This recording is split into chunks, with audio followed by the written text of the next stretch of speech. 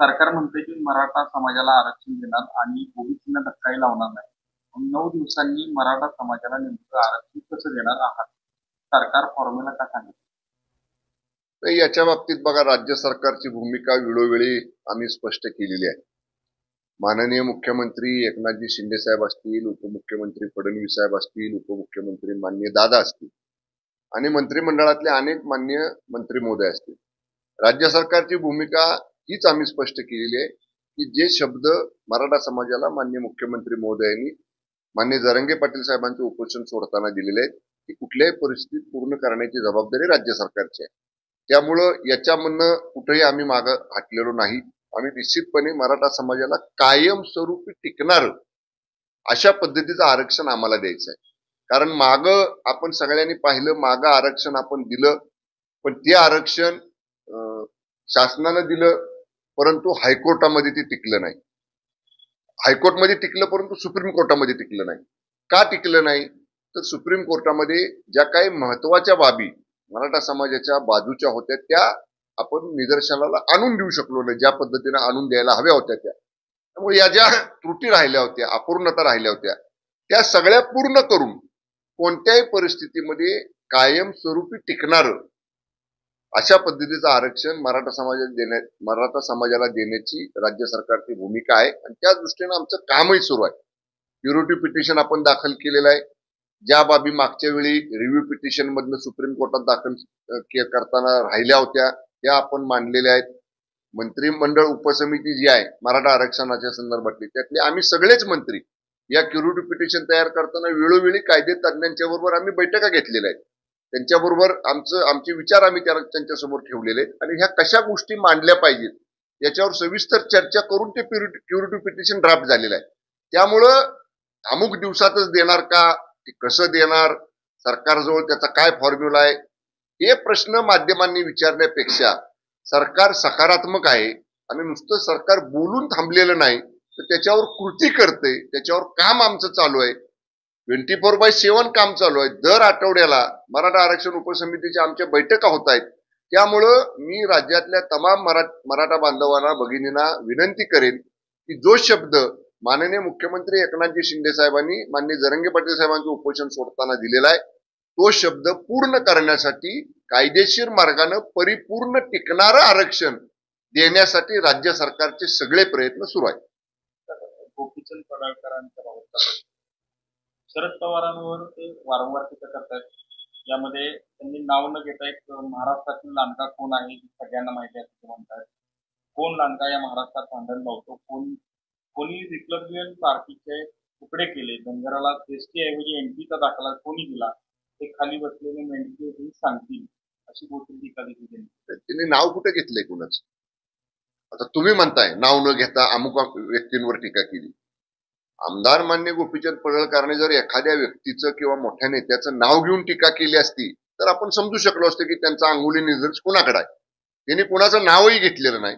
त्यामुळं त्यांनी ज्या अर्थी नाव न घेता टीका केलेली आहे त्या अर्थी त्यांचा रोष कुणाकडे आहे, कुणाला उद्देशून ते बोलतायत, हे जेव्हा ते संबंधित नेत्याचं नाव घेऊन टीका करतील त्याच्यावर नंतर भाष्य करणं योग्य ठरेल. जोपर्यंत ते कुणाचं नाव घेत नाहीत तोपर्यंत ते अमुकच व्यक्तीला उद्देशून बोललेत असा अंदाज बांधणं आणि त्याच्यावर भाष्य करणं मला योग्य वाटत नाही. चंद्रकांत पाटील यांच्यावर जे साहित्य प्रकरण झालं त्यामध्ये भीम आर्मीच्या पदाधिकाऱ्यांवर गुन्हा दाखल झाल्यानंतर आता भीम आर्मी संघटना आक्रमक झालेल्या आहेत. भीम आर्मीच्या सोलापूरातील पदाधिकाऱ्यांवर 353 गुन्हा मागे घ्या, अन्यथा मुख्यमंत्री आणि उपमुख्यमंत्र्यांवर साहित्य करणार आहे. कुठलीही संघटना असेल त्या संघटनेला, त्या संघटनेच्या कार्यकर्त्यांना, त्या संघटनेच्या पदाधिकाऱ्यांना आपलं मत व्यक्त करण्याचा अधिकार आहे. त्यांचं शासनाच्या विरुद्ध काही भूमिका असेल तर ती मांडण्याचा अधिकार आहे. परंतु मंत्री महोदयांवर कुठल्याही किंवा कोणत्याही नेत्यावर अशा पद्धतीनं शारीरिक इजा पोचेल अशा पद्धतीने शाई फेकणं योग्य नाही. आंदोलनाचा हा मार्ग योग्य नाही. अनेक वेगळे मार्ग आहेत. त्यांनी निवेदन द्यावं, धरणं धरावं, आणखी वेगळ्या मार्गानं अहिंसावादी मार्गाने त्यांनी आंदोलन करावं.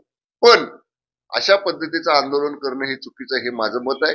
आणि मग ते झालं, हे नाही केलं तर मान्य मुख्यमंत्र्यांबाबतीत आम्ही ही भूमिका घेऊ, मान्य उपमुख्यमंत्र्यांबाबतीत आम्ही ही भूमिका घेऊ. अशी दमदाटीची भाषा वापरणं ही सुद्धा योग्य नाही. माननीय मुख्यमंत्र्यांबरोबर त्यांना चर्चा करायची असेल, माननीय मुख्यमंत्र्यांसमोर त्यांना काही प्रश्न मांडायचे असतील तर जरूर त्यांनी माननीय मुख्यमंत्री महोदयांची वेळ मागावी. माननीय मुख्यमंत्री महोदय सगळ्यांना भेटतात. उपमुख्यमंत्री महोदयांची वेळ मागावी, तेही सगळ्यांना भेटतात. त्यांचं म्हणणं मांडावं आणि नक्की त्या म्हणण्यामध्ये तथ्य असेल तर माननीय मुख्यमंत्री महोदय उपमुख्यमंत्री महोदय ते तपासून घेतील. परंतु असं नाही झालं तर आम्ही असं करू, तसं नाही झालं तर आम्ही असं करू, असं अरेरावीची भाषा करणं योग्य नाही. सनदशीर मार्गानं आणि योग्य पद्धतीनं अहिंसावादी पद्धतीनं जरूर त्यांनी त्यांचं मत मांडावं. त्याच्या बाबतीत शासन निश्चितपणाने योग्य भूमिका घेईल. चंद्रकांत पाटील यांचं आजच दावे भारताला युने सदस्य मिळाले नाही तर मोदी युने निर्माण करतील. मोदी यांनी कोविड काळात 60 देशांना मदत करून लस आणि अन्नधान्य पुरवले आहे.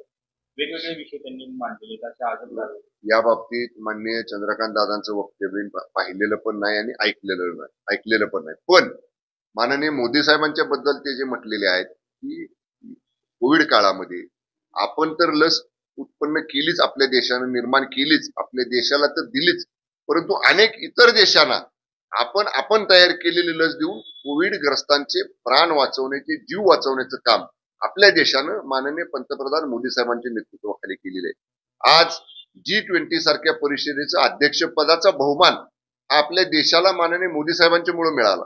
म्हणजे जे जागतिक स्तरावरती आज 5व्या क्रमांकावरची अर्थव्यवस्था भारताची आहे, हे कुणी केलं? गेल्या 10 वर्षामध्ये माननीय मोदी साहेबांनी केलेल्या आमूलाग्र बदलामुळं, आर्थिक क्रांतीमुळं, देशातल्या शेतीविषयक, आर्थिक विषयक, औद्योगिक विषयक सगळ्या धोरणांमध्ये केलेल्या आमूलाग्र बदलामुळं हे घडू शकलं. देश आज जागतिक स्तरावरती 5व्या मोठ्या अर्थव्यवस्थेमध्ये येऊन पोहोचलेला आहे. माननीय पंतप्रधान मोदी साहेबांचं हे उद्दिष्ट आहे की येणाऱ्या काळात 3री मोठी सगळ्यात अर्थव्यवस्था म्हणून आपल्या देशाची अर्थव्यवस्था निर्माण झाली पाहिजे. या दृष्टीने ते पावलं टाकतात.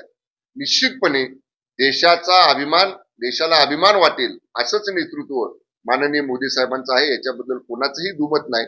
परंतु युनोच्या बाबतीत जे काय माननीय चंद्रकांत दादा बोललेले ते मी ऐकलं नसल्यामुळे त्याच्यावर मी अधिक बोलू शकत नाही.